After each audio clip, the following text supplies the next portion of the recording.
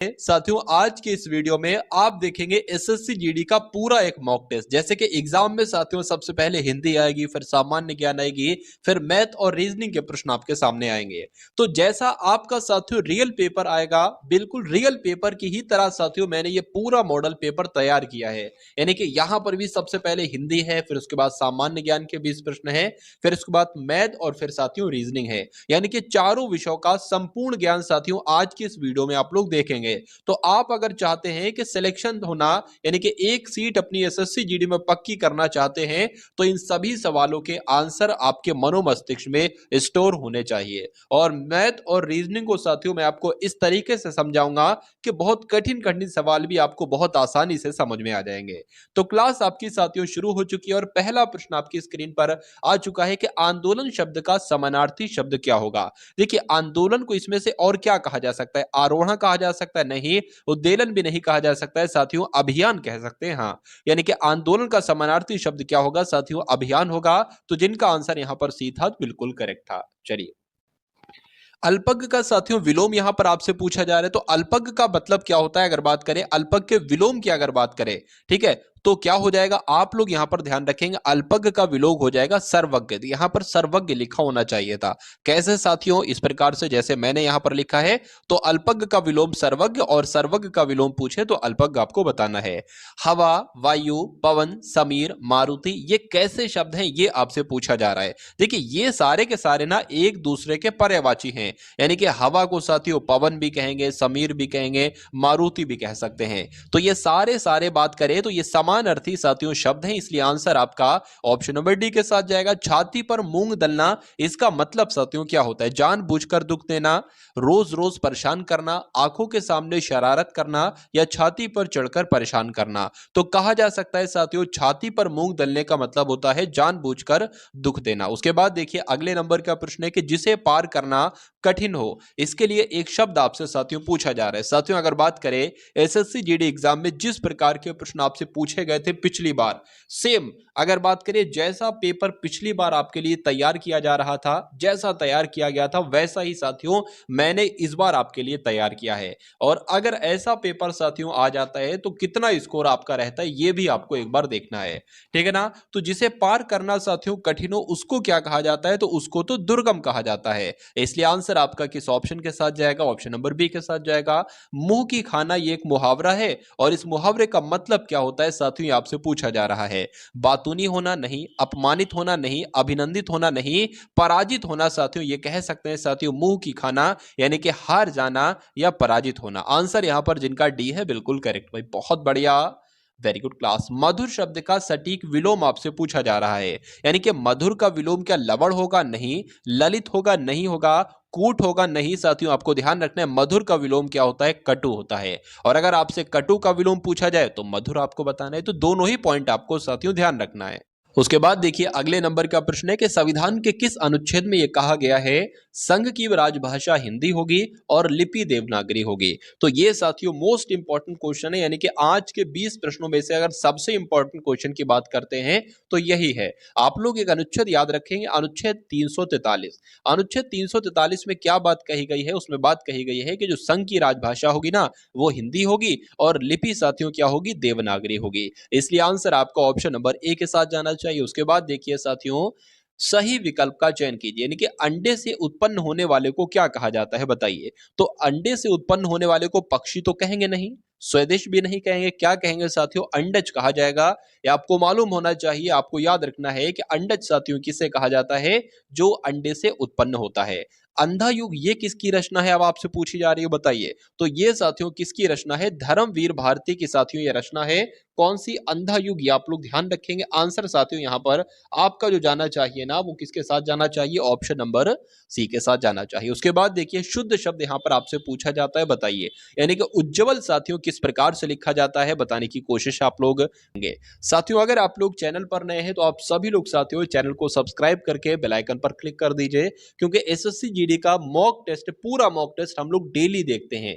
Daily एक video आती है एसएससी जीडी के लिए जिसमें 20 प्रश्न हिंदी हिंदी के जैसे एग्जाम में होते हैं, उसके बाद सामान्य ज्ञान के 20 प्रश्न, फिर मैथ के और फिर रीजनिंग के, यानी कि एक ही वीडियो में साथियों संपूर्ण निचोड़ हम लोग देख लेते हैं। और मेरा मानना है कि एग्जाम तक साथियों जितने भी आपको फुल मॉक टेस्ट दिए जाए ना, तो अगर उनको देख लेते हो तो चारों विषय में आप इतने एक्सपर्ट हो जाओगे कि एग्जामिनर कहीं से भी कोई सा भी प्रश्न उठाकर प्रश्न पत्र में अगर रख देना, तो साथियों सारे क्वेश्चन आप हल कर ले जाओगे।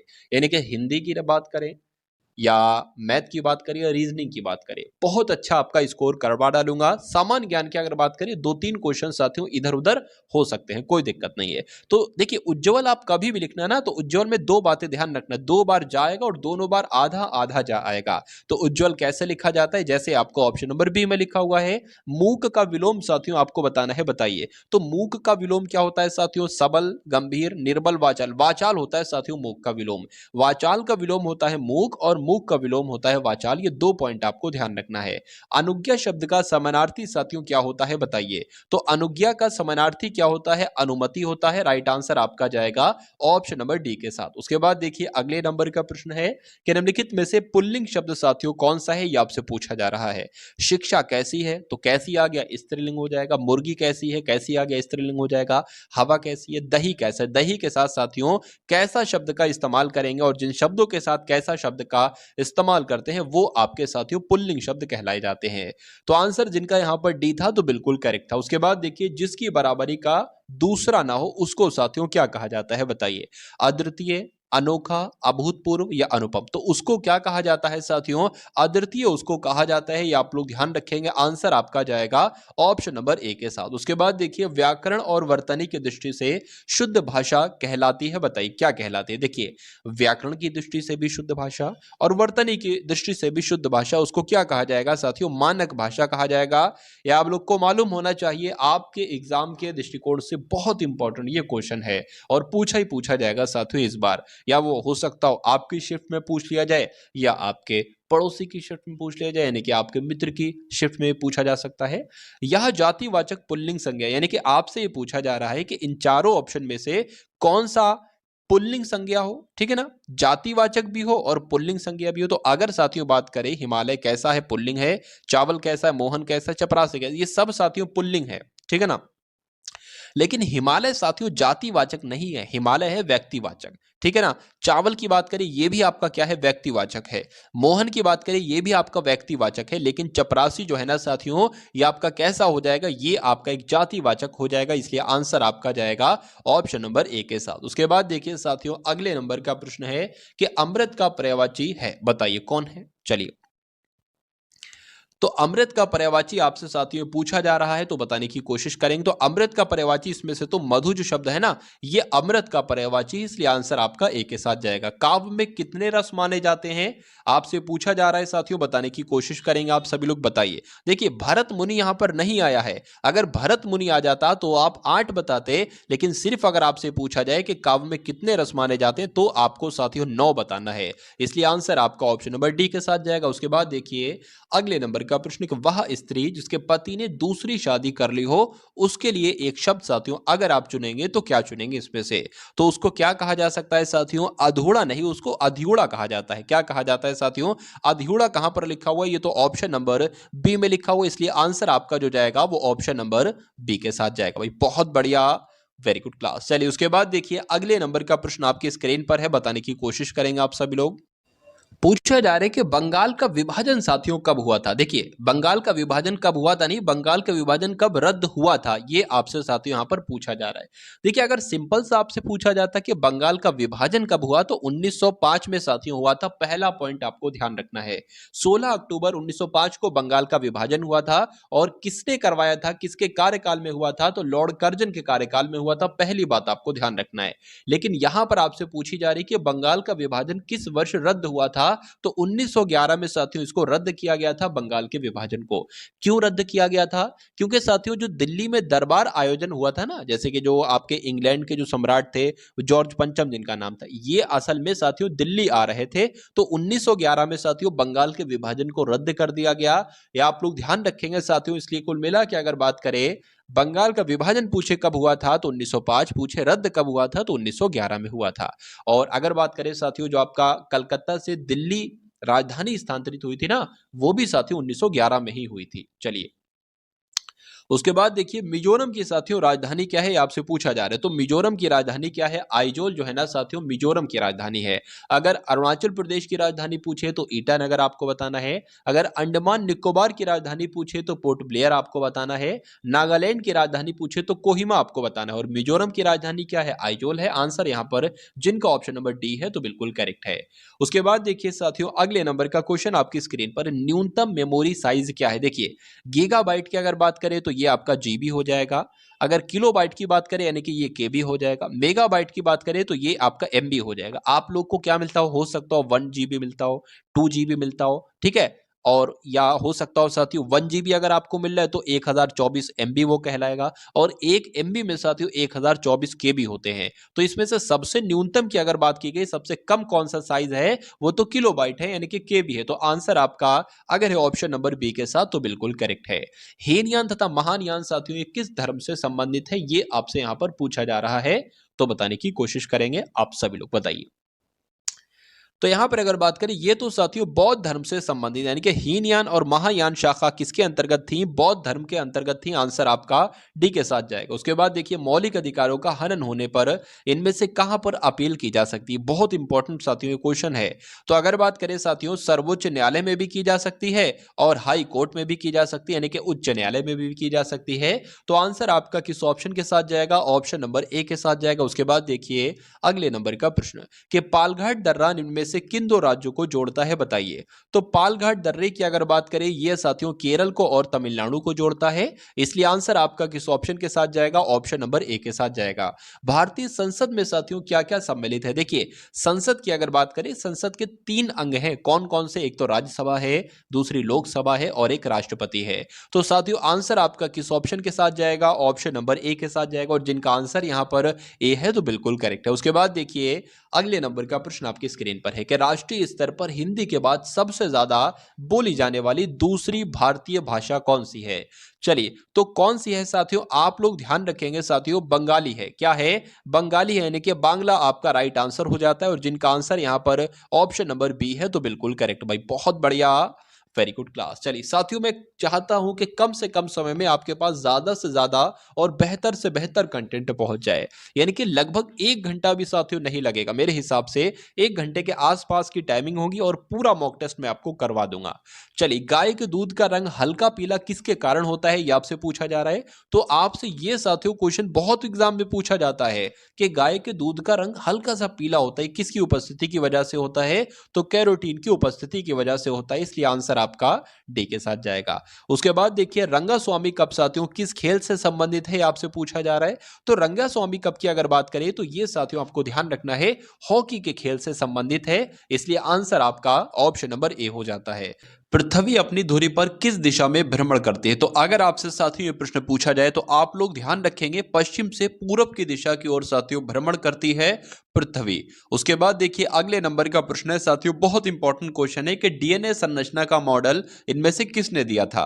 तो मेंडल ने, मार्गन ने, हरगोविंद खुराना ने या वॉटसन और क्रिक ने? तो यहां पर साथियों आंसर की अगर बात करें तो वॉटसन और क्रिक का नाम आपको ध्यान रखना है। क्यों? क्योंकि डीएनए संरचना का मॉडल किसने दिया था? वॉटसन और क्रिक ने ही दिया था। भारत का कौन सा राज्य सड़क मार्ग की लंबाई में प्रथम स्थान पर है? तो यहां पर साथियों क्या आपका राइट आंसर होगा महाराष्ट्र। आपके इस प्रश्न का बिल्कुल सही जवाब हो जाता है। सबसे पहले औद्योगिक क्रांति साथियों किस देश में आरंभ की गई, आपसे पूछा जा रहा है। तो यहां पर अगर बात करें सबसे पहले किस देश में औद्योगिक क्रांति शुरू की गई, तो इंग्लैंड में शुरू की गई। आपको ध्यान है, आंसर आपका ऑप्शन नंबर ए के साथ जाएगा। निम्नलिखित में से कौन एक अदिश राशि है? देखिए एक सदिश राशि है और एक होती है अदिश राशि। इसमें आपसे यह पूछा जा रहा है कि कौन सी इसमें से अदिश राशि है। अगर बात करें साथियों त्वरण की तो ये एक सदिश राशि है। विस्थापन भी एक सदिश राशि है और वेग भी एक सदिश राशि है। लेकिन द्रव्यमान की अगर बात करें तो ये साथियों अदिश राशि है। इसलिए आंसर आपका ऑप्शन नंबर बी के साथ जाएगा। उसके बाद देखिए कि कैल्सीफेरोल साथियों किस विटामिन का रासायनिक नाम है, आपसे पूछा जा रहा है। तो अगर आपसे एग्जाम में पूछ लिया जाए कि विटामिन डी का रासायनिक नाम क्या है तो आप क्या बताओगे साथियों? कैल्सीफेरोल है। या एग्जाम में पूछ लिया जाए कि कैल्सीफेरोल किस विटामिन का रासायनिक नाम है तो आपको विटामिन डी बताना है। तो दोनों ही पॉइंट आप लोग ध्यान रखेंगे। चलिए उसके बाद देखिए कि चाबी भरी घड़ी में संग्रहित होती है, यानी कि चाबी भरी जो घड़ी होती है उसमें कौन सी ऊर्जा संग्रहित होती है, ये आपसे पूछा जा रहा है साथियों, बताइए। तो कौन सी ऊर्जा होती है साथियों? स्थितिज ऊर्जा होती है, इसलिए आंसर आपका जाएगा ऑप्शन नंबर डी के साथ। और जिनका आंसर यहां पर डी है तो बिल्कुल करेक्ट है। भारत में वित्त आयोग का प्रधान कार्य क्या होता है? यानी कि जो वित्त आयोग है उसका सबसे बड़ा साथियों कार्य क्या होता है? वित्तीय मामलों में राष्ट्रपति को सलाह देना नहीं, वार्षिक बजट तैयार करना नहीं, केंद्र और राज्यों के बीच राजस्व वितरण करना। बिल्कुल सही साथियों। इस प्रश्न के अगर राइट आंसर की बात करें तो आंसर आपका ऑप्शन नंबर सी के साथ जाएगा, यानी कि केंद्र और राज्यों के बीच राजस्व को वितरण करना साथियों ये वित्त आयोग का एक प्रधान कार्य है। 39वें नंबर का प्रश्न देखिए कि 1916 में इनमें से कौन सा पैक्ट हुआ था, आपसे पूछा जा रहा है। तो कौन सा पैक्ट हुआ था साथियों? लखनऊ पैक्ट हुआ था, ये आपको मालूम होना चाहिए, बहुत बार आपके एग्जाम में पूछा जा चुका है। उसके बाद देखिए नोकरेक जीवमंडल रिजर्व ये कहां पर स्थित है, किस राज्य में स्थित है? अरुणाचल प्रदेश में, असम में, सिक्किम में या साथियों मेघालय में? तो ये कहां पर स्थित है? आप लोग ध्यान रखेंगे मेघालय में स्थित है, इसलिए आंसर आपका ऑप्शन नंबर डी के साथ जाएगा भाई। बहुत बढ़िया, वेरी गुड क्लास। तो अभी आपने साथियों 20 प्रश्न देखे हिंदी के, 20 प्रश्न देखे सामान्य ज्ञान के। अब यहां पर साथियों रीजनिंग के प्रश्न हम लोग देखेंगे और उसके बाद जो है ना वो साथियों मैथ के क्वेश्चंस देखेंगे। तो ये क्लास साथियों आपके लिए डेली होती है। मेरा मानना है कि अगर एग्जाम तक अगर आप ये क्लास देख लेते हो तो एग्जाम आप खुद धुआं धुआं कर दोगे, यानी कि एक सिंगल क्वेश्चन भी आप नहीं छोड़ के आओगे साथियों मैथ, रीजनिंग और हिंदी में से। और अगर आपने ऐसा कर दिया तो सिलेक्शन के चांस आपके 99.9999% हो जाएंगे, यानी कि एक तरीके से 100% आपके सिलेक्शन के चांस हो जाएंगे। चलिए तो अब देख लेते हैं साथियों इस क्वेश्चन को कि वह आरेख पहचानना है आपको जो नीचे दिए गए वर्गों के बीच संबंध का सही निरूपण करता है। देखिए इसमें अगर बात करें ना साथियों, देखिए श्वेत है, यानी कि श्वेत एक रंग है, वस्त्र है, पुष्प है। अगर बात करें मान लीजिए साथियों ये हमने क्या बना दिया, ये श्वेत रंग बना दिया। अब श्वेत रंग है ना, ये मान लीजिए श्वेत कुछ वस्त्र हो, श्वेत भी होते होंगे, कुछ काले नीले पीले भी होते होंगे। तो हमने मान लिया कि ये आपका क्या हो जाएगा साथियों, श्वेत हो जाएगा, ठीक है ना। और ये आपका क्या हो जाएगा, ये आपका वस्त्र हो जाएगा। तो कुछ वस्त्र जो है, इतने वस्त्र आपके श्वेत भी होंगे और बाकी ये सब अलग कलर के वस्त्र होंगे।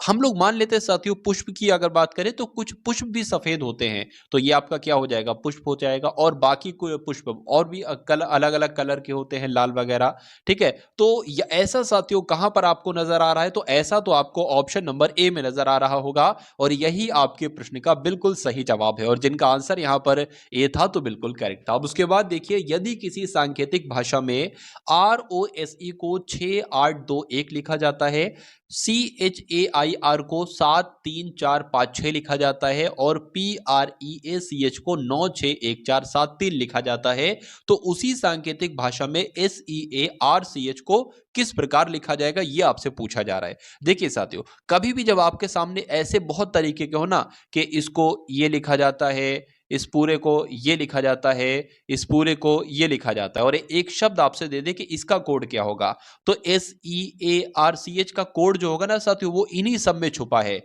अगर बात करें एस आपका ये यहां पर है तो इसका कोड क्या होगा साथियों, 2 होगा। तो एस का कोड हमने क्या लिख लिया, एस का कोड साथियों हमने 2 लिख लिया, यहीं पर हम लोग लिख लेते हैं।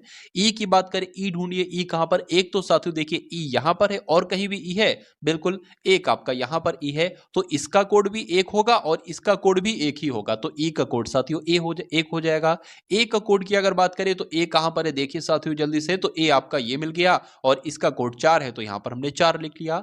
आर की अगर बात करें, ऐसे प्रश्न साथियों आपके एग्जाम में पूछे जाते हैं। आर की अगर बात करें, आर का कोड ये है 6 है तो 6 लिख लिया। और सी की बात करें, सी का कोड क्या है साथियों, CH का कोड आपका 73 है तो 73 आपका हो गया, यानी कि 214673 कहां पर लिखा हुआ है, 214673 कहां पर लिखा हुआ है साथियों, 214673 तो आपका ऑप्शन नंबर डी में लिखा हुआ है और यही आपके इस प्रश्न का बिल्कुल सही जवाब हो जाता है।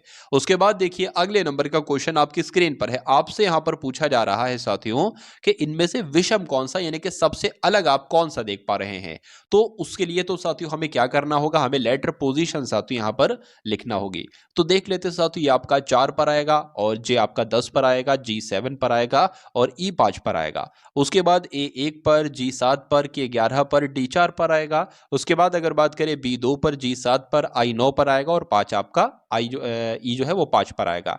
A1 पर, G7 पर, H8 पर और B आपका 2 पर आएगा। तो इसमें क्या बन रहा है, 4 से 10 हो गया, 10 से 7 हो गया, 7 से 5 हो गया, 1 से 7 हो गया, यहाँ पर 2 से 7 हो गया, फिर 9 हो गया। तो मतलब कुछ यहाँ पर मुझे तो ऐसा नहीं लग रहा है कि इसमें कुछ है। क्या और कोई तरीका है साथियों? देख लेते हैं। वोवेल वोवेल वाला भी हो सकता है। देखिए भाई, एक वोवेल है, उसके बाद एक वोवेल है, यहाँ पर साथियों 2 वोवेल हैं, यहाँ पर 1 वोवेल है। यानी कि इसमें इसमें और इसमें एक एक वोवेल है, लेकिन यहाँ पर साथियों इसमें 2 वोवेल हैं। अब 2 वोवेल हैं तो यही सबसे अलग हो जाएगा और ये अलग हो जाएगा और यही विषम हो जाएगा, विषम हो जाएगा, तो यही आपका आंसर हो जाएगा। और जिनका आंसर यहाँ पर ऑप्शन नंबर सी था तो बिल्कुल करेक्ट था। उसके बाद देखिए अगले नंबर का प्रश्न आपकी स्क्रीन पर है। अगर बात करें कि निम्नलिखित विकल्पों में से उस शब्द को चुनना है आपको जो दिए गए अक्षरों का प्रयोग करके नहीं बनाया जा सकता। तो क्या पुश यानी कि PUSH यहां पर लिखा हुआ है तो PU भी लिखा हुआ है, SH भी लिखा हुआ है, तो बनाया जा सकता है। NAME लिखा हुआ है साथियों, N कहां पर है देख लेते हैं हम लोग एक बार। N, हाँ N आपका ये हो गया, A कहां पर है? ए साथियों यहां पर नहीं है, ए यहां पर नहीं है। अब ए नहीं है तो ये वाला जो है वो नहीं बनाया जा सकता है। एक बार हम लोग ये भी देख लेते हैं कि PEST बन सकता है नहीं बन सकता है। तो P भी है साथियों, E भी है और S भी है और T भी है। मिंट भी बन सकता होगा क्योंकि M भी है और I भी है और N भी है और T भी है। तो आंसर की अगर बात करें, आंसर आपका जो जाएगा वो ऑप्शन नंबर बी के साथ जाएगा।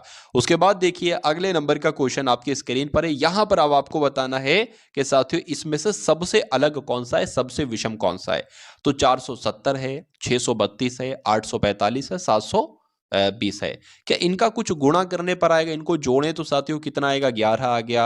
इनको जोड़ें तो ये आपका ये कितना आ गया, 11 आ गया। इनको जोड़े तो 12 और 5 आपका क्या आ जाएगा, 17 आ जाएगा। और इनको जोड़े तो साथियों कितना आ जाएगा, 9 आ जाएगा। तो यहां पर भी कुछ मैटर नहीं बनना है, दो तो सेम 11 11 थे, एक और 11 आ जाता तो काम हमारा बन जाता। क्या गुणा करने पर साथियों कुछ आएगा? तो 4 सत्ते आपका 28 होते हैं, 6 तीन आपके 18, 18 दून आपके 36 होते हैं। ये भी बहुत ज्यादा हो जाएगा, 14 आ जाएगा। तो यहां पर भी कुछ मामला नहीं बन रहा है साथियों। अगर बात करें देखिए ये वाला जो है ना, ये पूरा आपका किससे कट रहा है, ये 5 से कट रहा है। ये अगर बात करें ये भी 5 से कट रहा है और ये भी पूरा पूरा 5 से कट रहा है, लेकिन ये पूरा पूरा साथियों 5 से नहीं कट रहा है। नहीं कट रहा है तो यही आपका राइट आंसर हो जाएगा। ठीक है ना? मतलब आप अगर कोई भी संख्या जितनी भी बड़ी ले लो, मान लीजिए मैं 4 अंकों की या 5 अंकों की संख्या ले लेता हूं, अगर किसी संख्या के अंत में 0 आ जाए या 5 आ जाए तो कहा जा सकता है कि वो संख्या 5 से कट जाएगी पूरी पूरी। लेकिन अगर 0 नहीं है या 5 नहीं है तो वो संख्या नहीं कटेगी। 0 देखो तो 5 से कट जाएगी, 5 देखो तो 5 से कट जाएगी। तो यहां 0 था इसलिए 5 से कट जाता, यहां 5 था इसलिए 5 से कट जाता, यहां 0 था इसलिए 5 से कट जाता। तो आंसर आपका बी हो जाता। उसके बाद देखिए नेक्स्ट नंबर का क्वेश्चन आपकी स्क्रीन पर है, देखिए और बताइए कि क्या सही है यहां पर। चलिए, लेटर पोजीशन अगर हम लोग रखें तो U 21 पर आता है, V 22 पर आता है और ये आपका 23 पर आता है। तो 21 22 23 बिल्कुल सही बैठ गया। 1 पर, 2 पर, 3 पर आता है। उसके बाद P 16 पर, R 18 पर, S आपका 19 पर आता है। तो 16 18 19 यहां पर कुछ लग रहा है भाई। G 7 पर, H 8 पर और ये 9 पर आता है। यानी कि देखिए सब क्रम से है, ये भी क्रम से है, ये भी क्रम से है और ये भी क्रम से है, लेकिन यहां पर थोड़ा सा गड़बड़ मामला है, गड़बड़ मामला है। तो यही सबसे अलग हो जाएगा और अलग होगा तो यही आपका बिल्कुल करेक्ट आंसर हो जाएगा। चलिए, अब यहां पर भी आपको देखना है सबसे अलग कौन सा है। नींबू, अंगूर, सेब, संतरा, इसमें सबसे अलग कौन सा है साथियों? ये अगर आपका क्वेश्चन है तो आंसर आप साथियों क्या दे सकते हो? देखिए, ये नींबू और अंगूर और संतरे में साथियों रस होता है, यानी कि ये रसदार फल हैं। कैसे फल हैं साथियों? ये रसदार फल हैं सब। लेकिन सेब की अगर बात करें, सेब रसदार फल नहीं है क्योंकि सेब में रस नहीं होता है। अब नहीं होता है तो ये सबसे अलग हो जाएगा और अलग हो जाएगा तो यही आपका बिल्कुल करेक्ट आंसर हो जाता है। उसके बाद देखिए साथियों, 85 का संबंध है 40 से, तो 77 का संबंध किससे होगा? 49 से, 55 से, 49 से या साथियों 16 से? बताइए। तो यहां पर अगर बात करें 85 से ये 40 कैसे बना है या 40 से ये 85 कैसे बना है, ये सबसे बड़ा साथियों यहां पर सवाल पैदा हो रहा है, तो बताने की कोशिश करेंगे। देखिए यहां पर अगर बात करें, अगर 8 की गुणा 5 से कर दिया जाए तो ये 40 बन जाएगा, 8 पंजे 40 होता है। तो उसी प्रकार 7 की गुणा अगर साथियों किससे कर दी जाए, 7 सत्ते 49 कर दिया जाए तो यहां पर 49 आ जाएगा। और साथियों अच्छी बात यह है कि 49 ऑप्शन में भी है। अब ऑप्शन में है तो यही आपका राइट आंसर होगा। उसके बाद देखिए नेक्स्ट नंबर का क्वेश्चन आपकी स्क्रीन पर है। चलिए, यहां पर लिखा हो साथियों, एक जन्मदिन पार्टी में 5 मित्र एक पंक्ति में बैठे हैं। एम बाईं ओर है, ठीक, क्या लिखा हुआ, एम बाईं ओर है ओ के और दाईं ओर है पी के, एस बैठा है दाईं ओर टी के किंतु बाईं ओर पी के। कोई दिक्कत नहीं साथियों, इस प्रकार का प्रश्न अगर आपको कठिन लगता है तो मैं इसको आज बहुत आसान तरीके से आपको ऐसे समझा दूंगा कि आप कभी ये मेथड भूलोगे नहीं। कितने फ्रेंड है? 5 फ्रेंड है ना, तो 1 2 3 4 5 आपके ये फ्रेंड हो गए, ठीक है। देखिए सबसे पहले जो जो कहता जाए वो करते जाओ साथियों। एम बैठा है बाईं ओर ओ के, यानी कि ओ मान लीजिए, सपोज दैट हम यहां पर मान लेते हैं। कहां पर माने आप बताओ? कहीं पर भी हम मान सकते हैं, हम यहां पर मान सकते हैं, हम यहां पर मान लेंगे, ठीक है। ओ एम बाईं ओर बैठा है, यानी कि ओ का बायां किधर होगा? इधर। एम बाईं ओर है ओ के, तो एम के बाईं ओर एम बैठा है, बिल्कुल सही बात है। एम बाईं ओर है ओ के और दाईं ओर है पी के, यानी कि एम जो है दाईं ओर है किसके? पी के। तो यहां पर हम पी के दाईं ओर क्या हो गया? एम हो गया। अब हमने इधर एक्स्ट्रा लिया ना, तो हम ये वाला कट कर देंगे। अब इतना हमें समझ में आ गया। उसके बाद क्या लिखा हुआ है? एम बाईं ओर है ओ के, बिल्कुल हो गया, और दाईं ओर है पी के। एम की ही बात चल रही है, यानी कि पी के दाईं ओर है एम। उसके बाद लिखा हुआ है पी के, उसके बाद लिखा है एस बैठा है दाईं ओर टी के, यानी कि साथियों टी किधर है अभी नहीं पता, एस बैठा है दाईं ओर टी के। तो मान लीजिए साथियों टी हम यहां पर बना दें और टी के दाईं ओर बैठा है एस, एस हम यहां पर बना दें, ठीक है ना। उसके बाद लिखा है किंतु बाईं ओर है पी के। अब यहां पर मामला गड़बड़ाया, देखिए अब इसको हमें क्या करना पड़ेगा? डिलीट करना पड़ेगा। यहां पर मजबूरन अब हमें 2 पॉइंट बनाना पड़ेंगे साथियों, और इस 2 पॉइंट को कट करना पड़ेगा। क्यों? क्योंकि यहां पर पी भी आ गया। एस बैठा है दाईं ओर टी के, तो एस बैठा है साथियों दाईं ओर टी के, यहां पर आ जाएगा। टी के दाईं ओर बैठा है एस। उसके बाद क्या कहा गया है? लेकिन किंतु बाईं ओर है पी के, यानी कि एस जो है ये बाईं ओर बैठा है पी के। तो अब ये साथियों आपका पूरा सही होगा। कितने लोग थे? 1 2 3 4 5, 5 लोग हो गए। पूछा जा रहा है साथियों कि बीच में कौन बैठा है, तो 2 इधर के ये कट गए, 2 इधर के ये कट गए, बीच में कौन बैठा है साथियों? पी बैठा है। इसलिए आंसर आपका किस ऑप्शन के साथ जाएगा? ऑप्शन नंबर साथियों ए के साथ जाएगा, जिसमें आपका पी लिखा हुआ है। उसके बाद देखिए अगले नंबर का क्वेश्चन आपकी स्क्रीन पर है कि भारत आम, यानी कि भारत का संबंध जैसे आम से है वैसे न्यूजीलैंड का संबंध किससे है? केले से है, अंगूर से है, कीवी से है, या साथियों सेब से? देखिए हमें इतना पता है कि भारत का अगर राष्ट्रीय फल की बात करें तो आम है, तो न्यूजीलैंड का साथियों राष्ट्रीय फल क्या है? इतना भी हमें पता है साथियों, कीवी है। तो आंसर आपका किस ऑप्शन के साथ जाएगा? कीवी के साथ जाएगा। उसके बाद देखिए अगले नंबर का क्वेश्चन आपकी स्क्रीन पर है। चलिए अब उसके बाद देखिए 10 क्वेश्चन साथियों यहां पर आप देख पाए रीजनिंग के, और 10 क्वेश्चन हम लोग मैथ के देखेंगे, ठीक है। बहुत सारे ऐसे भी फुल मॉक टेस्ट मैंने तैयार किए हैं जिसमें 80 प्रश्न है टोटल, लेकिन आज की इस मॉक टेस्ट में वीडियो बहुत ज्यादा लंबी ना हो जाए, इसलिए मैं यहां पर 60 क्वेश्चन साथियों आपके लिए लाया। चलिए, और अब उसके बाद देखेंगे साथियों मैथ का पहला प्रश्न है कि यदि एक नगर की जनसंख्या 64,000 है और उसमें 10% वार्षिक वृद्धि हो रही है, तो 3 वर्षों के बाद उस नगर की जनसंख्या कितनी हो जाएगी? जैसे कि आज मान लीजिए किसी नगर की जनसंख्या 64,000 है, 10% वार्षिक वृद्धि मतलब हर साल उसमें 10% बढ़ जाती है। जैसे कि मान लीजिए 2021 में साथियों 100 जनसंख्या थी, कितनी? 100 जनसंख्या थी, तो 2022 में कितनी जनसंख्या हो जाएगी? इसका जब 10% बढ़ेगा ना, तो 10 बढ़ जाएगी, यानी कि साथियों 110 हो जाएगी।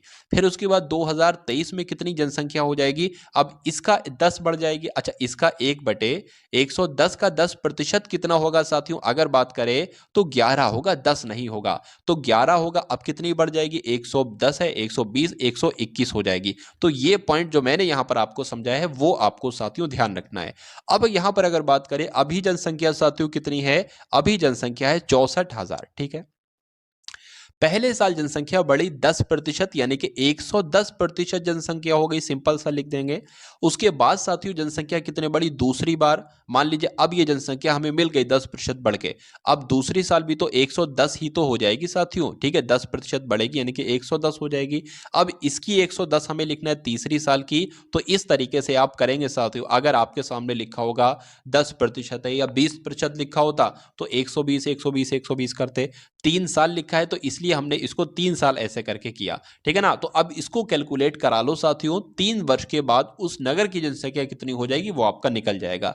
ये 2 जीरो से ये 2 जीरो कट जाएंगे, इस 1 जीरो से ये 1 जीरो कट जाएगा, इस 1 जीरो से ये 1 जीरो, और एक ये जीरो, एक ये जीरो, और नीचे के 2 जीरो। अब बचा क्या साथियों आपके पास? अब आपके पास बचा 64 गुणा 11 गुणा 11 गुणा 11।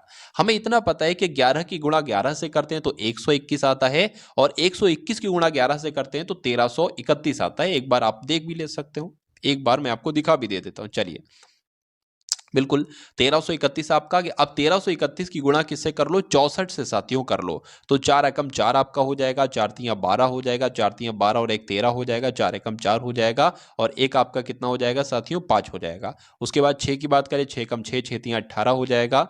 ठीक है, 6 तियां 18, 6 तियां 18 और 1 19 हो जाएगा, 6 एकम 6 और 1 7 आपका हो जाएगा। अगर इसको साथियों जोड़ें तो 4 8 11 आपका ये 15 और 8 यानी कि 85 184 क्या किसी ऑप्शन में है? तो बिल्कुल है साथियों। आंसर आपका जाएगा ऑप्शन नंबर सी के साथ, और जिनका आंसर यहां पर ऑप्शन नंबर सी है तो बिल्कुल करेक्ट है। उसके बाद देखिए अगले नंबर का क्वेश्चन आपकी स्क्रीन पर है। चलिए, यहां पर है 23 है, 32 है और 4 है और 15 इसका महत्तम समावर्तक आपको निकालना है। देखिए, अगर यहां पर महत्तम समावर्तक यानी कि मासा ना लिखा होता, अगर यहां पर साथियों लघुत्तम समावर्तक लिखा होता यानी कि लासा, तो हम क्या करते हैं साथियों? ये भी तो सवाल बन सकता है, बिल्कुल बन सकता है। तो हम यहां लिखते 23, यहां पर लिखते हम 32, यहां पर लिखते हम 4 और यहां पर लिखते साथियों हम 15। ठीक है ना? और इसको साथियों क्या करते? सबसे पहले यहां पर साथियों 2 से इसको हम लोग करवाते। अब 2 से जो जो कट रहा है ना वो हम कट कर देते और ऐसे ही लिख देते ये कट रहा है, ये कट रहा है और ये 15 ऐसे लिख देंगे। फिर अगर कुछ 2 से कट रहा है तो 2 से कट करेंगे, फिर उसके बाद 3 से कट करेंगे, 4 से कट करेंगे, अंत तक मतलब हम उसको कट करते रहते हैं। लासा में ये किया जाता है, लेकिन मासा में साथियों ऐसा नहीं किया जाता है, बिल्कुल इसका अपोजिट होता है। मासा में क्या किया जाता है मैं आपको बता दूं। देखिए, मासा का आज आपका प्रश्न है, कल आपका लासा का ले आऊंगा। ठीक है, तो वो भी आपको सही प्रॉपर तरीके से समझा दूंगा। अच्छा, मासा में क्या किया जाता है? मासा में क्या किया जाता है कि एक बार आपको मौका दिया जा रहा है कि आप सब कट कर लो। अगर दो मान लीजिए मैंने यहां पर लिखा है तो 2 से आपका ये भी कट हो, ये भी कट हो, ये भी, लेकिन ऐसा है नहीं यहां पर। तो एक संख्या अगर मैं आपको बता दूं, एक एक ऐसी संख्या है जो साथियों एक बार में सब कट हो जाएंगे, लेकिन कितने बार आएगा? वही बार आ जाएगा साथियों, कोई दिक्कत नहीं है। तो कुल मिला के साथियों कहा जा सकता है कि 23, 32, 4 और 15 का जो मासा साथियों बन सकता है वो एक बन सकता है। इसलिए आंसर आपका जाएगा ऑप्शन नंबर ए के साथ। चलिए, उसके बाद देखिए कि एक व्यक्ति मोटरसाइकिल से 150 मीटर की दूरी 25 सेकंड में तय करता है, उसकी चाल क्या होगी? तो आपको मालूम होना चाहिए साथियों, चाल बराबर क्या होता है? चाल बराबर होता है साथियों, आपको मालूम होना चाहिए दूरी बटे समय। दूरी बटे समय है। जैसे कि मान लीजिए आप कहीं जा रहे हैं और आप किस स्पीड से चल रहे हैं? नॉर्मली आप 60 किलोमीटर प्रति घंटा के समय से चल रहे हैं और आप चाहते हो कि मैं वहां 2 घंटे में पहुंच जाऊं।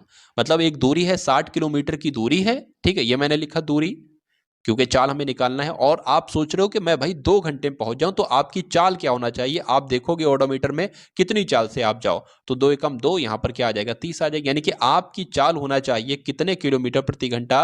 यानी कि 30 की आपकी चाल होना चाहिए, 30 किलोमीटर प्रति घंटा की आपकी चाल होना चाहिए।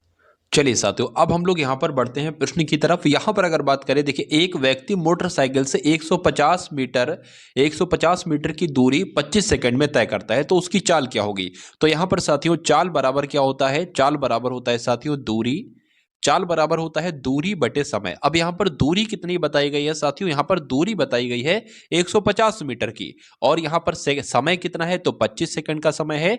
लेकिन एक बात यहाँ पर साथियों मैं आपको बता दूं कि किलोमीटर प्रति घंटे में आंसर आपको निकालना है। ठीक है ना? तो इसको भी किलोमीटर प्रति घंटे में हमें सबसे पहले बदलना होगा। जब देखिए, अब यहाँ पर पहली बात आपको ध्यान रखनी, जब मीटर प्रति सेकंड को किलोमीटर प्रति घंटे में बदलना हो तो उसको किससे गुणा कराएंगे? 18/5 से गुणा कराएंगे। लेकिन अगर कभी किलोमीटर प्रति घंटे को सेकंड प्रति मीटर प्रति सेकंड में बदलना हो तो 5/18 से गुणा कराएंगे। सीधा सा साथियों है। चलिए, यहां पर अगर बात करें, 5 एकम 5 हो जाएगा आपका, 5 तियां 15 हो जाएगा, 0 हो जाएगा। 5 छंग आपका 30 हो जाएगा, 5 पंजे 25 हो जाएगा। 18 छंग कितना होता है साथियों? 18 पंजे 90 होता है और साथियों 108 होता है। ठीक है ना? 108 बटे कितना हो जाएगा साथियों? 5 हो जाएगा। अब इसको कट कर लेते हैं, 5 दूना आपका 10 हो जाएगा, 5 एकम 5 हो जाएगा, 3 बचेगा ना, पॉइंट लगेगा तो 0 बढ़ेगा और 5 छंग आपका 30 हो जाएगी। यानी कि साथियों चाल क्या निकल कर आई? 21.6 किलोमीटर प्रति घंटा साथियों चाल निकल कर आई, और यही आपका बिल्कुल राइट आंसर हो जाता है। उसके बाद देखिए अगले नंबर का क्वेश्चन आपकी स्क्रीन पर है, देखिए और बताइए राइट आंसर यहां पर क्या होगा। किसी वर्ग के विकर्ण की लंबाई a है, ठीक है ना? किसी वर्ग के विकर्ण की लंबाई a सेंटीमीटर है, निम्नलिखित में से कौन सा वर्ग के क्षेत्रफल को निरूपित करता है। अच्छा, वर्ग क्या होता है? वर्ग आपका ये होता है, ये मैंने यहां पर बना दिया वर्ग। वर्ग वो होता है साथियों जिसकी आमने सामने की भुजाएं बराबर होती हैं। अगर मान लीजिए ये क्या है, अगर ये एक है तो ये भी एक होगा और ये भी एक होगा और ये भी एक होगा। खैर अच्छा, किसी वर्ग का विकर्ण क्या होगा? वर्ग तो मैंने आपको बता दिया क्या होता है, वर्ग ये होता है। वर्ग का विकर्ण क्या होता है? विकर्ण मतलब जो ऐसे टेढ़ी करके ये लाइन खींची होती है, ये होती है विकर्ण। विकर्ण की लंबाई कितनी दे रखी है? विकर्ण की लंबाई दे रखी है साथियों a, ठीक है ना। और अगर बात करें ये क्या है, ये एक भुजा ही तो है, ये भी एक भुजा है, ये भी एक भुजा है, ये भी एक भुजा है, ठीक है। तो उसके बाद कहा जा रहा है कि वर्ग का क्षेत्रफल निरूपित कीजिए, यानी कि वर्ग का क्षेत्रफल कितना होगा। तो साथियों क्षेत्रफल बराबर क्या होता है, एक तरीके से अगर बात करें तो जो क्षेत्रफल होता है ना, अगर जो भुजा है, मान लीजिए इस भुजा की लंबाई साथियों 5 सेंटीमीटर है, तो भुजा का क्या कर दो, स्क्वायर कर दो, यानी कि भुजा का वर्ग ही साथियों क्या होता है, क्षेत्रफल होता है। तो सबसे पहले हमें भुजा हम ज्ञात करें ना, अगर हमें भुजा ज्ञात हो गई यानी कि इसकी लंबाई हमें मालूम पड़ गई, तो हम क्षेत्रफल निकाल लेंगे, भुजा का स्क्वायर कर देंगे, क्षेत्रफल निकल आएगा।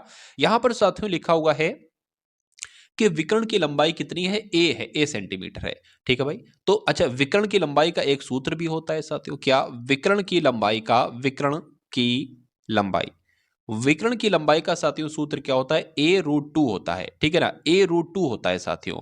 तो a√2 साथियों है, ठीक है। अब यहां पर अगर बात करें, इसको थोड़ा सा चेंज करना पड़ेगा, मेरे हिसाब से ये प्रश्न में अल्फा लिखा था, ठीक है, अल्फा लिखा था। तो वर्ग का, सॉरी, विकर्ण की लंबाई यानी कि वर्ग के विकर्ण की लंबाई का सूत्र क्या होता है, a√2 होता है। और विकर्ण की लंबाई यहां पर कितनी दे रखी है, अल्फा दे रखी है, यानी कि अल्फा बराबर साथियों क्या हो जाएगा, a√2 हो जाएगा, ठीक है, a√2 हो जाएगा अल्फा। इतना बात आपको साथियों समझ में आ गई होगी। तो अगर बात करें साथियों, ये a है और a क्या होता है, a ही एक तरीके से भुजा होता है, तो a हम निकाल सकते हैं, बिल्कुल निकाल सकते हैं। a बराबर क्या हो जाएगा, अल्फा जैसे लिखा था वैसे लिखा जाएगा, √2 है, √2 इसके नीचे आ जाएगा, √2 आपका इसके नीचे आ गया। यानी कि अब हमें a समझ में आ गया, ये a क्या है, a क्या होता है साथियों, भुजा होती है।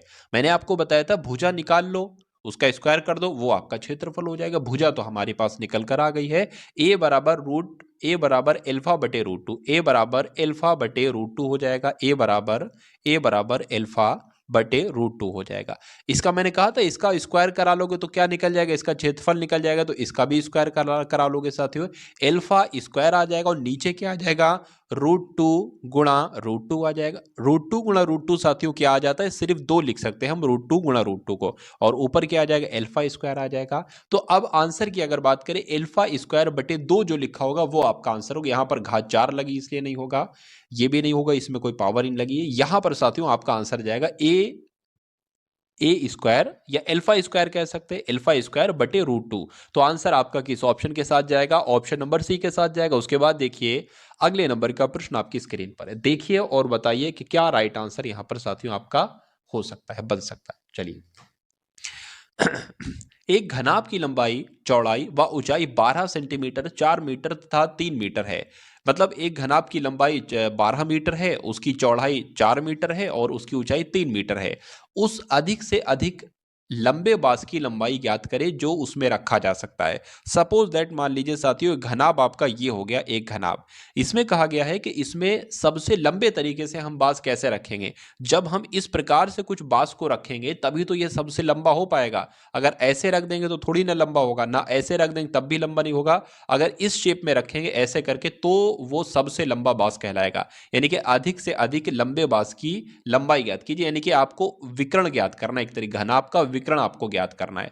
तो उसमें जो उसमें रखा जा सके, तो आपको क्या ज्ञात करना है, घनाभ का विकर्ण ज्ञात करना है। एक तरीके से इन्होंने थोड़ा सा लैंग्वेज को चेंज कर दिया कि बच्चा कंफ्यूज हो जाए। तो घनाभ का विकर्ण आपको ज्ञात करना है। अगर प्रश्न में ये लिखा होता कि घनाभ का विकर्ण बताइए, तो आप क्या करते, तब भी आप यही करते और तब भी आप यही करेंगे। आप क्या करोगे साथियों, घनाभ का विकर्ण ज्ञात करने का सूत्र जो होता है, लंबाई स्क्वायर प्लस ऊंचाई स्क्वायर प्लस चौड़ाई स्क्वायर, ये होता है। अब अगर बात करें साथियों, यहां पर अंडर रूट ले लिया हमने। लंबाई स्क्वायर, लंबाई कितनी है, 12 है, 12 का स्क्वायर कराओगे 144 आ जाएगा। ऊंचाई कितनी है साथियों, ऊंचाई जो भी है 4 का स्क्वायर आएगा कुल मिला के, तो आपका कितना हो जाएगा, 16 हो जाएगा, ठीक है ना, 1 सेकेंड, 16 आपका हो जाएगा। ऊंचाई देख लेते हैं कितनी, ऊंचाई आपकी वैसे 3 है, कोई दिक्कत नहीं है, 3 का अगर स्क्वायर कराओगे तो 9 हो जाएगा। अब इन सबको साथियों क्या करो, इन सबको जोड़ लो, तो 4 और 6 आपका कितना हो जाएगा, 10 हो जाएगा, 10 और 9 आपका 19 हो जाएगा, एक कैरी लग जाएगा, 1 और 1 2 हो जाएगा, 2 और 4 आपका 6 हो जाएगा, और यहाँ पर साथियों कितना हो जाएगा, आपका 1 हो जाएगा। 169 की अगर बात करें तो ये तो 13 का स्क्वायर होता है, यानी कि अंडर रूट में क्या आ जाएगा साथियों, 13 गुणा 13 हो जाएगा, यानी कि 13 की 13 से गुणा करोगे तो 169 आएगा। अब अगर बात करें साथियों, ये अंडर रूट हट जाएगा, यानी कि 2 की जगह 1 13 यहां पर निकल आएगा। तो क्या अगर बात करें साथियों कि उस अधिक से अधिक लंबे बांस की लंबाई कितनी होगी साथियों, 13 होगी, ये आपको 13 मीटर होगी, इसलिए आंसर अभी आपका साथियों जाएगा ऑप्शन नंबर बी के साथ। बहुत बढ़िया, वेरी गुड क्लास। चलिए अब उसके बाद देखिए अगले नंबर का प्रश्न आपकी स्क्रीन पर है, देखिए और बताइए क्या राइट आंसर हो सकता है। अगर बात करें ये बटे में है, यानी कि 2.6 2.6 2.644 का स्क्वायर है ये, माइनस 2.356 का स्क्वायर है, बटे क्या है 0.288 है। मैं इसको सही तरीके से साथियों एक बार लिख देता हूं, यानी कि 2.644 का होल ऑफ स्क्वायर, ठीक है, होल ऑफ स्क्वायर माइनस क्या, फिर क्या 2.3 का होल ऑफ स्क्वायर, ठीक है, बटे में साथियों क्या है, बटे में है 0.288 है। इसको आपको सरल करना है, कैलकुलेट करना है। देखिए अगर हम इसको a मान ले पूरे को तो a स्क्वायर हो जाएगा ये, माइनस इसको b मान ले तो ये क्या हो जाएगा, b स्क्वायर हो जाएगा। यानी कि अगर बात करें a square minus b square बराबर क्या होता है साथियों, a प्लस बी होता है और a माइनस बी होता है। ये आपको मालूम होगा, बचपन में आपने बहुत पढ़ा होगा। तो इसको a मान लिया, इसको b मान लिया। अब जैसे ये है ना, जैसे ये लिखा हो ऐसे इसको खोल लो, यानी कि a plus b a minus b. तो a ये है, a प्लस बी हमें लिखना है, a ये है, a क्या हो जाएगा आपका, ये हो जाएगा, प्लस आ जाएगा और आपका ये हो जाएगा, ठीक है ना, 2.356, यानी कि a प्लस बी तो हम लिख चुके हैं, अब हमें लिखना है a माइनस बी। देखिए बहुत आसान बन जाएगा ये आपके लिए। a माइनस बी कैसे लिखेंगे, इस प्रकार से लिखेंगे, माइनस लगा देंगे, b कैसे लिखेंगे, b आपका इस प्रकार से लिख देंगे, ठीक है ना। और बटे में जैसा है तो बटे में हम वैसा ही रखेंगे, क्या था साथियों 0.288 था, ठीक है ना। चलिए अब अगर बात करें साथियों, थोड़ा सा हम इसको हटा देते हैं, ठीक है, इसको हटा देते हैं। अब अगला स्टेप हम यहां से लिखेंगे। अगर बात करें इसको जब हम साथियों जोड़ेंगे तो क्या आएगा, एक बार जोड़ लेंगे साथियों, 4 और 6 आपका कितना आ जाएगा साथियों, 10 आ जाएगा, 10 का 0 लग जाएगा, एक कैरी का हो जाएगा, 5 और 1 6 हो जाएगा, 4 आपका फिर 10 हो जाएगा, 0 लग जाएगा, फिर आपका 1 लग जाएगा, 3 और 4 आपका हो जाएगा, 4 और 0 आपका कितना, 4 और 6 आपका फिर 10 हो जाएगा, यानी कि पॉइंट करके साथियों फिर यहां पर आ जाएगा। तो 2 और 1 3 और 2 5, ठीक है, तो यानी कि 5 आ जाएगा कुल मिला के, ये 0 0 हटाओ, पॉइंट आ गया ना, 5 आ जाएगा, यानी कि 5। और उसके बाद साथियों इसको अगर घटाएंगे तो कितना आ जाएगा, इसको अगर घटाएंगे साथियों, ये 2 में से 2 जाएगा वो तो शायद 0 ही आएगा, 4 में से 6 अगर जाएगा तो कितना आएगा देख लेते हैं हम लोग। 4 में से 6 यानी कि 14 में से 6 जाएगा साथियों तो 8 आ जाएगा, ठीक है। उसके बाद यहाँ पर 3 हो गया है, 3 में से 5 जा नहीं सकता तो 13 में से 5 जाएगा, 13 में से 5 जाएगा तो कितना बचेगा साथियों, 13 में से 5 जाएगा तो 8 बचेगा, 8 बचेगा। अब ये हो जाएगा 5 5 में से 3 जाएगा साथियों, कितना बचेगा 2 बचेगा, और पॉइंट यानी कि 2 में से 2 जाएगा तो 0 ही बचेगा। तो अब 2.88 आ जाए। अच्छा नीचे क्या था, नीचे आपका 0.288 था, तो 0.288 था। अब यहाँ पर एक चीज देखिए, नीचे भी 2.88, ऊपर भी 0.288, मतलब नीचे भी 0.288 और ऊपर भी 0.288, इससे ये कैंसिल हो गया, बचा गया साथियों सिर्फ 5 ही तो बचा, और 5 बचा तो यही तो साथियों आपका राइट आंसर होगा। तो आंसर आपका अगर है ऑप्शन नंबर बी के साथ तो बिल्कुल करेक्ट है। चलिए चलिए तो एक धनराशि 4% वार्षिक चक्रवृद्धि ब्याज दर पर 2 वर्षों में 1352 रुपए हो जाती है, तद अनुसार वह धनराशि क्या होगी। देखिए यहां पर साथियों आपके सामने क्या क्या दे रखा है, एक तो दर दे रखी है, यहां पर बहुत आसान तरीके से मैं आपको बताऊंगा। एक तो यहां पर साथियों दर दे रखी है, यानी कि रेट दे रखी है 4%, ठीक है। उसके बाद साथियों समय दे रखा है, कितना का समय आपका 2 वर्ष का दे रखा है, ठीक है। उसके बाद साथियों आपका अगर बात करें 1350 हो जाती है, यानी कि ये ए ही तो कहलाएगी साथियों, 1352। और आपसे पूछा क्या जा रहा है साथियों, एक तरीके से मूलधन, यानी कि आपसे पी पूछा जा रहा है। तो एक सूत्र साथियों आपने बचपन में पढ़ा होगा, ए बराबर पी 1+r/100 की पावर टी, ठीक है ना। अब यहां पर ए भी दिया हुआ है, टी भी दिया हुआ है, आर भी दिया हुआ है, पी आपसे पूछा जा रहा है तो पी हम लोग बता देंगे। ए की वैल्यू क्या है 1352 है, लिख देंगे, बराबर आपका पी लिख देंगे। 1 प्लस आर की वैल्यू क्या है, आर 4% है और बटे में साथियों आपका 100 आ जाएगा। और टी कितना यानी कि समय कितना 2 वर्ष का है। इसको इससे कट करोगे साथियों तो कितना आ जाएगा 25 आ जाएगा। 25 एकम 25, 25 और एक आपका एक इधर भी तो रहेगा, 25 एकम 25, 25 और एक 26, 26 बटे 25 यहां पर आ जाएगा। यानी कि अब आपके सामने जो बनेगा 1352 बराबर पी, ठीक है, गुणा 26 बटे 25। 2 बार लिखना है साथियों हमें, क्यों? क्योंकि स्क्वायर लगा हुआ है। 26 बटे 25 और फिर से साथियों क्या आ जाएगा 26 बटे 25 आ जाएगा यहां पर। अब अगर साथियों बात करें, देखिए अब बहुत आसान तरीका, पी ज्ञात करना है तो पी एक तरफ कर लो और ये बाकी चीजें एक तरफ कर लो। पी बराबर 1352 है ना, ये 25 इसकी गुणा इससे हो जाएगी, ये 25 इसकी गुणा इससे हो जाएगी, बटे में क्या आ जाएगा 26 गुणा 26 आ जाएगा। तो ये हम लोग एक बात सही तरीके से साथियों लिख लेते हैं, ठीक है ना। तो कैसे साथियों लिखेंगे, अगर बात करें तो 1352 गुणा 25 गुणा 25 बटे में क्या आ जाएगा साथियों 26 गुणा 26 आ जाएगा। ये क्या है, ये पी के बराबर है, सब ये पी के बराबर है। अब अगर बात करें साथियों 13 दूना आपका 26 होता है, 13 एकम 13 हो जाएगा, 0 लग जाएगा, 13 13 चक्कू आपका 52 हो जाएगा, 13 चौका आपका 52 हो गया, ठीक है ना। 13 एकम 13, 13 दूना आपका 26 हो जाएगा, फिर इसको कट करेंगे, 13 पंजे 65, 13 छंग 73, 13 अट्ठे 104, तो 13 अट्ठे 104 हो गया। इस 2 से कट होगा साथियों ये 4 रह जाएगा, इस 2 से कट होगा साथियों ये आपका 2 रह जाएगा। तो अब बचा क्या साथियों 25 गुणा 25 बचा और साथियों आपका कितना बचा, आपका साथियों 2 बचा। तो 25 की 25 से कराओगे साथियों क्या होगा, कितना होता है 625 होता है, और 625 की 2 से कराओगे साथियों क्या होगा 1250 हो जाएगा। ये आपको ध्यान रखना है, 625 625 साथियों, 600 600 आपके कितना हो जाएंगे 1200 हो जाएंगे, और 25 25 आपके 50 हो जाएंगे। तो कितनी धनराशि है साथियों 1250 धनराशि है, आंसर आपका ए के साथ जाएगा। उसके बाद देखिए अगले नंबर का प्रश्न आपके स्क्रीन पर है कि 5000 पर 2 वर्षों के चक्रवृद्धि ब्याज और साधारण ब्याज का अंतर क्या होगा, तद अनुसार ब्याज की दर 8% है, बताइए। देखिए एक सूत्र होता है साथियों, कभी भी आपसे पूछा जाए कि 2 वर्ष के चक्रवृद्धि ब्याज और साधारण ब्याज का अंतर क्या होगा, तो 2 वर्ष का चक्रवृद्धि ब्याज और साधारण ब्याज का अंतर होता है पी आर स्क्वायर बटे 100 का स्क्वायर, 100 का स्क्वायर। तो पी की वैल्यू क्या दे रखी है 5000 दे रखी है साथियों। उसके अलावा आर की वैल्यू क्या दे रखी है, आर की वैल्यू यहां पर क्या दे रखी है 8% दे रखी है, 8 के ऊपर स्क्वायर आ जाएगा यानी कि 8 गुणा 8 आ जाएगा। उसके बाद साथियों 100 गुणा 100 आ जाएगा, 100 के ऊपर स्क्वायर लगा ना तो 100 गुणा 100 आ जाएगा। इन 2 जीरो से ये 2 जीरो कैंसिल हो जाएंगे, इस 1 जीरो से ये 1 जीरो कैंसिल हो जाएगा, 5 एकम 5, 5 दूना 10 हो जाएगा, 2 एकम 2, 2 चौका आपका 8 हो जाएगा। तो 4 अट्ठे कितने हो जाएंगे साथियों, 4 अट्ठे आपके कितने हो जाएंगे 32 हो जाएंगे। क्या 32 ऑप्शन में है, तो बिल्कुल है, आंसर आपका ऑप्शन नंबर ए के साथ जाएगा। उसके बाद देखिए साथियों अगले नंबर का क्वेश्चन आपकी स्क्रीन पर है, देखिए और बताइए राइट आंसर। चलिए साथियों यहां पर अगर बात करें, एक स्कूल में 180 छात्रों का औसत भार कितना है 50 किलोग्राम है, और लड़कों का औसत भार 60 किलोग्राम है और लड़कियों का 45 किलोग्राम है। स्कूल में लड़कों और लड़कियों की संख्या क्या है। इस प्रश्न की अगर बात करें, बहुत सारी किताबों में इसका बहुत लेंथी तरीका लिखा हुआ है, लेकिन साथियों ऑप्शन की मदद से अगर आप इसको करेंगे ना तो बहुत जल्दी और बहुत आसानी तरीके से कर लेंगे। यानी कि कंपैरिजन की अगर बात करें, जो किताब में इसका सॉल्यूशन लिखा है बहुत कठिन लिखा है, आप नहीं समझ पाओगे, लेकिन मैं आपको इसको थोड़ा सा आसान भाषा में समझाता हूं कैसे। पहली वाली लाइन में लिखा है कि एक स्कूल में 180 छात्रों का औसत भार कितना है 50 किलोग्राम है। यानी कि कहा जा सकता है साथियों क्या कि 180 छात्रों का साथियों औसत भार कितना है 100, हाँ कितना है सॉरी सिर्फ 50 किलोग्राम है। तो अगर बात करें 180 छात्रों का कुल वजन कितना है, तो 18 पंजे 90 होता है और 2 जीरो लगे हैं तो वो 2 जीरो लग जाएंगे, यानी कि 180 छात्रों का कुल वजन जो है वो साथियों 9000 किलोग्राम है। कितना है 9000 किलोग्राम है, 9000 किलोग्राम ही तो होगा।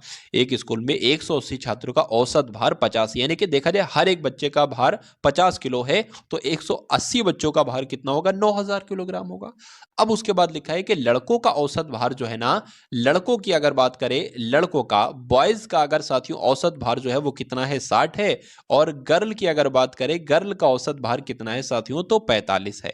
स्कूल में लड़कों और लड़कियों की संख्या ज्ञात कीजिए। अगर हम मान लेते हैं साथियों, मान लेते हैं कि अगर साथियों 80 ये क्या है 80 लड़कों का भार है, 80 लड़कों की संख्या है और लड़कियों की संख्या कितनी है, 100 है। यानी कि हम साथियों लड़कों की संख्या कितनी है, 80 मान लेते हैं और यहां पर लड़कियों की संख्या कितनी है, 100 मान लेते हैं।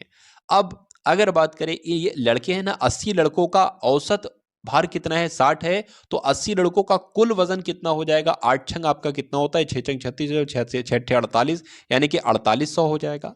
और लड़कियों की अगर बात करें तो इनका 4500 हो जाएगा। यानी कि ये लड़कियों का कुल वजन है, ये लड़कों का वजन है। क्या इन दोनों को जोड़े तो क्या 9000 आ रहा है? नहीं आ रहा है साथियों, नहीं आ रहा है ना। तो जब नहीं आ रहा है तो ऑप्शन नंबर बी का हम इस्तेमाल करेंगे। अब एक बार फिर से मैं यहां पर लिख लेता हूं, 180 छात्र थे जिनका औसत वजन साथियों 50 किलोग्राम था, टोटल वजन था इनका 9000 किलोग्राम। बी को अगर लेते हैं, यानी कि अगर बात करें साथियों, मान लेते हैं लड़कों की संख्या 65 है और इसमें दे रखा है कि 65 की अगर बात करें तो लड़कों का औसत वजन 60 है। लड़कियों की अगर बात करते हैं साथियों, 115 लड़कियों की संख्या है और लड़कियों का औसत वजन की बात करें तो 45 है। यानी कि साथियों कहा जा सकता है कि अगर 65 की गुणा 60 से कराएंगे तो हमें लड़कों का कुल वजन मिल जाएगा। 115 की गुणा 45 से कराएंगे, टोटल वजन हमें मिल जाएगा लड़कियों का। लड़कों का कुल वजन, लड़कियों का कुल वजन, अगर इनको जोड़ेंगे, अगर 9000 आए तो यही हमारा आंसर होगा बी। देख लेते हैं साथियों, 6 पंजे आपका 30 हो जाएगा, 6 पंजे 30 हो जाएगा, ठीक है ना। 3 लग जाएगा, 6 चंग 36 और 3 आपका कितना हो जाएगा, 39 हो जाएगा। उसके बाद अगर बात करें 115 और 45 की, आप इधर को करा लो, 115 और 45 की गुणा इधर करा लो। 5 पंजे 25 आपका हो जाएगा, 7 आपका आ जाएगा, 5 आपका आ जाएगा। अगर बात करें साथियों 4 पंजे आपका 20 हो जाएगा, ठीक है। 4 कम 6 हो जाएगा, 4 एकम 4 हो जाएगा। 5 आ गया, 7 आ गया, 11, 5, यानी कि इतना आपका आ जाएगा। कितना आ जाएगा साथियों, 5175 आ जाएगा। अब क्या 5175 और 5175 और 3900 आपका कुछ गड़बड़ साथियों यहां पर हो रही है क्या? नहीं, कोई गड़बड़ नहीं। तो उसके बाद अगर बात करें इनको जोड़ो और इनको जोड़ो साथियों, यानी कि किसको किसको, इनको और इनको जोड़ो तो 9000 नहीं आएगा। अब ऑप्शन नंबर सी वाले को एकदम से साथियों चेक कर लीजिए, ठीक है। अगर बात करें साथियों 180 छात्रों का, 180 छात्र हैं और 50 किलोग्राम एक का है, तो कितना होगा साथियों, टोटल 9000 किलोग्राम होगा। अब अगर हम मान लेते हैं साथियों कितने छात्र हैं, 60 छात्र हैं जिनका औसत वजन कितना है, 60 है, यानी कि कितना आ जाएगा, 3600 आ जाएगा। और लड़कियां कितनी है साथियों, लड़कियां आपकी 120 हैं जिनका औसत 3600 आ जाएगा। और लड़कियां कितनी है साथियों, लड़कियां आपकी 120 हैं जिनका औसत वजन कितना है, 45 है। तो ये तो 36 आ गया, इसको देख लेते हैं, 45 और 12 की गुणा कर लेते हैं एक बार साथियों। 45 गुना आपका 90 हो जाएगा, 45 कम 45 हो जाएगा, ये आपका साथियों 540 हो जाएगा, यानी कि 5400 आपका यहाँ पर हो जाएगा। तो इसको जोड़ो क्या साथियों, 9000 आएगा। देख लेते हैं साथियों, 36 और 54 को एक बार जोड़ लेते हैं, 0 आ गया। हाँ, ये आपका साथियों कितना आ जाएगा, 9000 यहाँ पर जो है वो पूरा पूरा 9000 यहाँ पर साथियों जोड़ने पर आ रहा है। तो आंसर आपका किस ऑप्शन के साथ जाएगा, ऑप्शन नंबर सी के साथ आपका बिल्कुल करेक्ट आंसर हो जाता है। चलिए अब उसके बाद देखेंगे साथियों, नेक्स्ट नंबर का क्वेश्चन है कि ए एक कार को 20 दिनों में कर सकता है जबकि बी वही कार 12 दिनों में करता है। क्या लिखा हुआ साथियों, जो जो लिखा है वो सबसे पहले उतार लीजिए। ए एक कार को 20 दिनों में कर सकता है, बी की अगर बात करें, बी उसी काम को 12 दिनों में कर सकता है। बी ने वह कार केवल 9 दिनों तक किया, उसके बाद छोड़ दिया वो काम। फिर जो बाकी का काम है, वो शेष काम जो बाकी बचा हुआ है, वो ए काम कितने दिनों में पूरा कर पाएगा। तो सबसे पहले साथियों क्या करेंगे सबसे पहले एक ऐसा नंबर लेंगे जो 20 के पहाड़े में आएगा और 12 के पहाड़े में आएगा, वो 60 नंबर है। 20 तियां आपके 60 हो जाएंगे, 12 पंजे आपके 60 हो जाएंगे, यानी कि ये टोटल काम क्या है, ये 60 जो है ना साथियों, ये 60, ये क्या है, ये टोटल काम है। टोटल वर्क जो किया गया है वो 60 किया गया है। और ए एक दिन में कितना काम करता है, 3 करता है। और साथियों बी एक दिन में कितना काम करता है, 5 काम करता है। तो अगर बात करें, इसमें कहा गया है कि बी ने कार्य केवल 9 दिन तक किया, यानी कि 5 एक दिन का कार्य करता है बी और 9 दिनों तक उसने काम किया, तो यानी कि बी ने टोटल 45 काम किया। अब टोटल काम है 60 और बी ने टोटल काम 45 किया है, यानी कि 15 काम बचा है। अब जब 15 काम बचा है और ए इसको पूरा करता है और ए एक दिन में 3 काम करता है, तो जब बचा हुआ काम 15 है और ए एक दिन में 3 काम करता है, तो जाहिर सी बात है इसको 5 दिन लगेंगे शेष काम को करने के लिए। तो आंसर आपका किस ऑप्शन के साथ जाएगा? ऑप्शन नंबर ए के साथ जाएगा, यानी कि 5 दिन का समय साथियों उसको लगेगा। तो जिनका आंसर यहाँ पर साथियों ऑप्शन नंबर ए है तो बिल्कुल करेक्ट हो जाता है। तो ये आपने देखे साथियों 20 प्रश्न हिंदी के, 20 प्रश्न सामान्य ज्ञान के, 10 प्रश्न आपने मैथ के, 10 प्रश्न रीजनिंग के। तो ये क्लास आपको साथियों कैसी लगी? मैंने पूरी कोशिश की साथियों कि आपको सबसे बेस्ट कंटेंट दिया जाए, जो आपके एग्जाम में आपसे क्वेश्चंस पूछे जा सकते हैं वो आपको दिया जाए, और ये आपको साथियों एग्जाम तक अगर आपका ये ऐसा चलता है तो सिलेक्शन एक आपका 101% बहुत आराम से हो जाएगा। तो इस वीडियो को लाइक कीजिएगा, वीडियो को शेयर कीजिएगा। मिलते हैं हम सभी लोग आने वाली